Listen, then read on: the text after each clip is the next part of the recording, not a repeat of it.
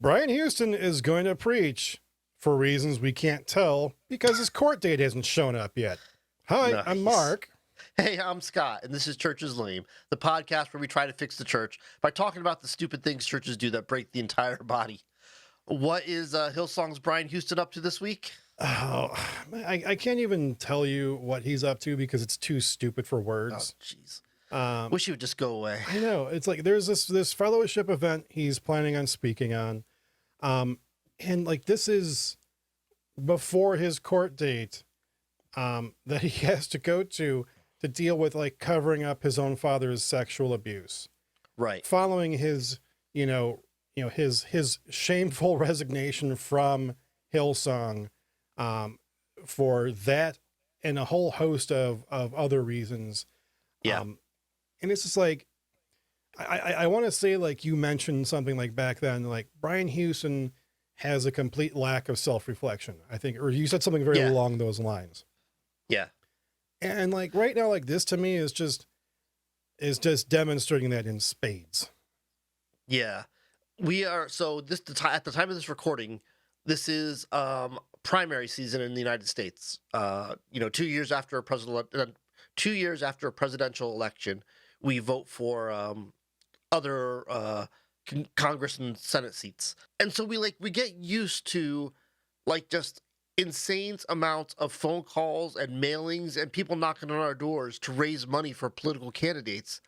And it's like the church and Brian Houston and Hillsong have totally accepted this model of it doesn't matter what's going on or how corrupt you are, just always be fundraising, you know? Right. I mean, because like this thing it's called An Evening with Bobby and Brian.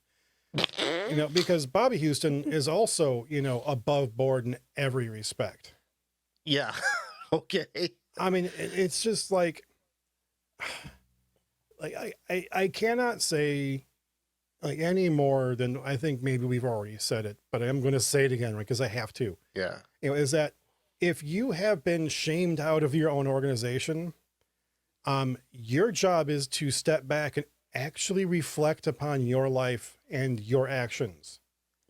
Yeah. And if after being, just ushered out of your own organization that was like a family founded thing for corruption, for just, abusive habits, for covering up sexual abuse, like this is not, I don't want to hear this guy speak. And anybody who wants to hear Bobby and Brian, Houston speak right now, like I have to question your faith to a degree. Right. That's the important part right there. Exactly right. It was about what I was going to say. So people lose their way. That's just part of being a human being, is sometimes you lose your way. Yeah. But when you're choosing somebody to follow, we need to be following people who know what path they're on, who have not lost their way. And when you're following somebody who's lost their way, you need to set them aside and choose somebody new to follow for whatever time period that is. And really, ultimately, we should all be following Jesus anyway. Mm-hmm. But yeah, it totally blows my mind that people still hold up Brian and his wife as people who are in a good place, that they should be followed, and that they are an example to be duplicated and replicated in the church. Yeah, I mean, like when we're talking about Hillsong, right? It gets that it's a corporation. In the shape of a church. Right. And the fact that, any real pastor out in the world is going to, and I mean that to be offensive toward Brian Houston by saying real pastor, because any real pastor, if they were shamed out of their position, would take time. They would not be doing this thing. If they had an upcoming court case about something that pertained to their ministry time, they are going to lay low until after that court case is done over and passed. Right. It's like, that is just common sense. Like you owe that to your congregation. Right. To like the body of believers that you once served, to keep yourself out of the public eye, to back down and to take time to reflect on yourself. Yeah. Yeah, absolutely. The other part of this that is just as contemptible to me is the fact that this is happening this Brian Houston thing, as well as other events of the same ilk, it's as if Brian Houston is saying to Americans, look, I'm morally corrupt, you're morally corrupt. Let's just accept it and have a big get together and make some money along the way. It's like an official statement of the corruption of the church at all levels. You know what I mean? And I find that to be like altogether putrid, you know? Yeah, and it seems like it's more than anything else that it's a money grab. For sure. You know, and I don't mean that to be cynical, of course, because, you know, when you are, you know, the head of a major church, like these people get paid salaries that, quite frankly, you know, like the Apostle Paul would probably have pooped himself, you know, to know like how much wealth that these people can attain being pastors. Yeah. You know, I look at that and it's like, okay, well, you're going to have this event and it's going to be in some theater, like Sydney's Castle Hill Theater, not a church even. Right. You know, so like, what is this thing all about? And, you know, maybe they're not charging, you know, money for people to come in, but, you know, it doesn't feel right. You know, like we talked about before recording, and like there's this Greg Laurie event, right? And it's just like expecting tons of people to show up to some evangelistic event, you know, 90% of whom are already going to be Christian. Yeah. And it's just a giant money making scheme. Yeah. And this feels like exactly that kind of thing. Yeah. I think this is the Mark Driscoll approach to re-entering ministry.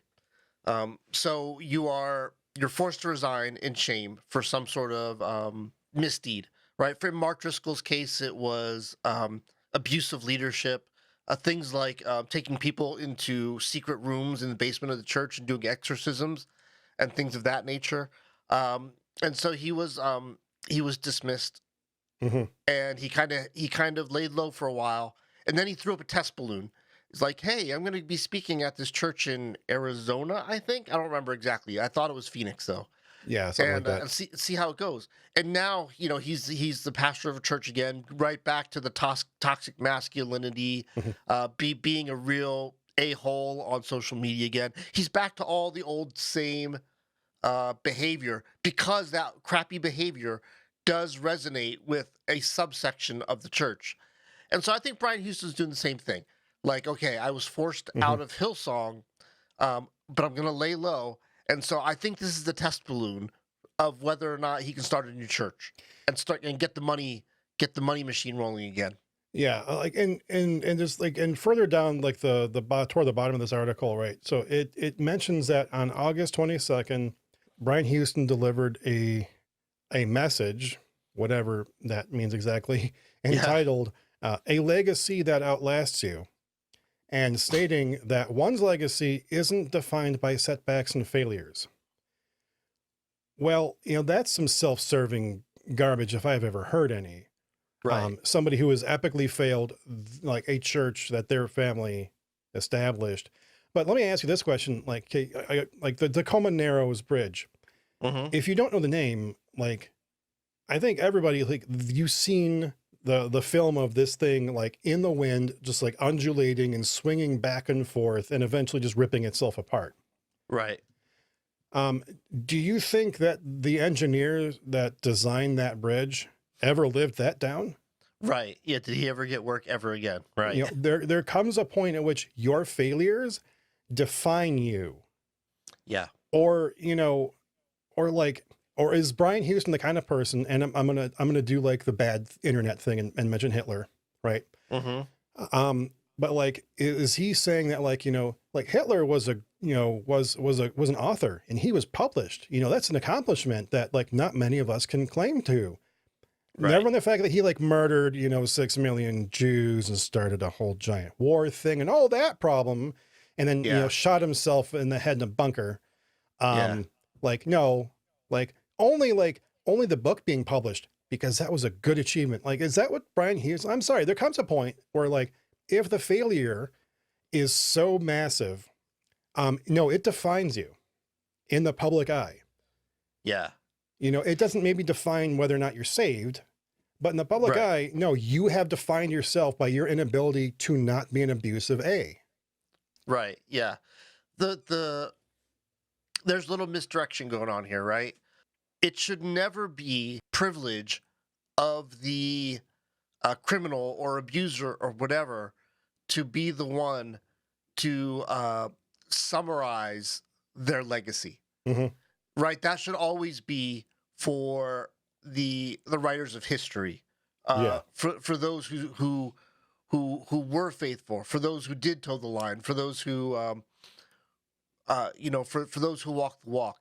And so Brian is trying with every ounce of his being to write history in his favor. Once again, totally human, normal thing to do, but something that we need to recognize and put a swift halt to.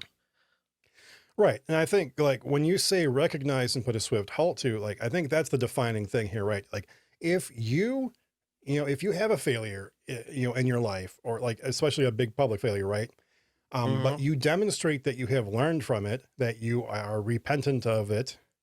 Yeah. And then you do something about it to, kind of restore justice, to Yeah. anybody who you've, hurt in that Mm-hmm. process. Yeah. Like then your legacy will not be defined by that. Like King David's legacy is not defined by him, basically forcing himself on Bathsheba. Yeah. His legacy was defined by something else, but it was because he repented of what he had done. And Brian Yeah. Houston has not given any meaningful sign of repentance. No, he just went on immediately, like, speaking tours and all this other nonsense. Yeah. Which, Yeah. of course, that's making him money that he doesn't need. Because Right. he's not the kind of person that does this kind of thing for free. Yeah. Like none of these people are, Yeah. which is sad. Sorry. No, that's exactly right. So to me, the modern day equivalent of somebody who was forced out of their job in disgrace and who actually redeemed themselves over time would be Jimmy Carter, right? Hmm. Hmm. In his presidency, many feel he wildly mismanaged the Iran hostage situation, and as a result, his reelection was basically a forum on his ability to do that, and he lost the Yeah. election. In the decades that have followed, um, he has he's not tried to bring the limelight to himself. He's lived a simple life, doing simple things, and when the camera does catch him, it's usually swinging a hammer for a Habitat for Humanity, right? It turns Yeah. out in the later part of his life, he was able to have some diplomatic successes as an ambassador of the United States, right? And that's how you do it. You don't do it by getting in front of a camera and saying, "How dare you judge me the way you judge me?" What you do is you live your life, and you live your life well, and the public or whoever actually gets an opportunity to see you have a record for decades of living your life well, and that is a redemption story that's worth telling. Yeah. Like I think, to say that Jimmy Carter is the exemplar of this is not a Mhm. stretch at all. Right. Because what do you think of when you think of Jimmy Carter? You think of Habitat for Humanity. Right. You don't think of just his disastrous presidency. But when you think of Brian Houston right now, you don't think of, oh, well, look at him getting on his feet again after, abusing women and going Yeah. on a speaking tour. No, nobody is saying that. Right. I think so. Yeah. And I think that's everything I got to say on this subject. Absolutely. So like we said before, this is a podcast where we try to fix the church because we love the church. So, do all those things to engage with us. Leave us a comment, a thumbs up, or a subscribe. If you listen to us in the podcast version, send us an email, churcheslamepodcast@gmail.com. Yeah, we thank you so much for coming around with us on this and listening to us whine and complain about things that we can't fix. No But doubt. we're hoping one of you out there can fix things in your own context. And with that, may the Lord bless you and keep you. May the Lord make his face to shine upon you and be gracious to you. May the Lord lift his countenance upon you and give you peace. Amen.